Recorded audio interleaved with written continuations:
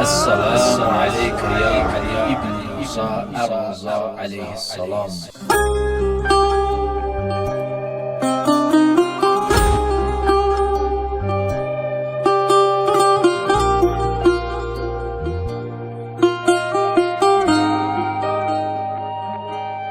از این حرم به اون حرم، از این هوا به اون هوا، از شهر خورشیدی قم به مشهد امام رضا. سلام من به زائرات، به گنبد و گلدسته هات، یکی تو صحن خواهرت خیلی دلش تنگ برات. کنار صحن خواهرت دلتنگ سقا خونتم، منو دوباره را بده، من که هنوز دیوونتم. دلم میخواد پر بزنم از اینجا تا ایوون طلا، دلم میخواد از ته دل.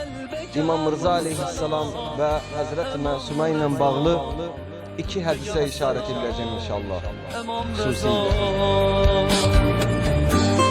Bir hədisdə İmam Rıza aleyhisselamın özündən belə buyurulmaqdadır: hər kim uzaq yoldan gəlib məni ziyarət etsə, mən də ona ahirətdə 3 dənə yerdə Allahın izni ilə nicat verməyə gələcəm. Birincisi ölüm ayağıdır. En çətin yerlərdən biridir insan üçün. İkincisi Sirat körpüsüdür. Yenə en çətin yerlərdən biridir. Üstəlik də Əhl-i Beytin xüsusi sorğu-sual yerlərindən biridir. Üçüncü, ümumiyyətlə sorğu deyilibdir. Bəndə sorğuya çəkildiyi zaman. Yəni bütün bir ömrünün oradan da keçmiş bərzəx, bərzəxdən də keçmiş ta nihayət qiyamətdə ya cənnətlik, ya cəhənnəmlik olacağı bir yerdə İmam Rıza aleyhisselam bu həlledici yerdə deyir ki, Allah'ın izniyle mən onun yanına gəlirəm.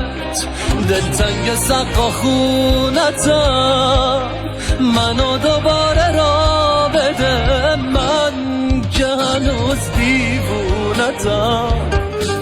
دلم میخواد پر بزنم از اینجا تا ایوون طلا، دلم میخواد از ته دل بگم سلام امام رضا، بگم سلام امام رضا.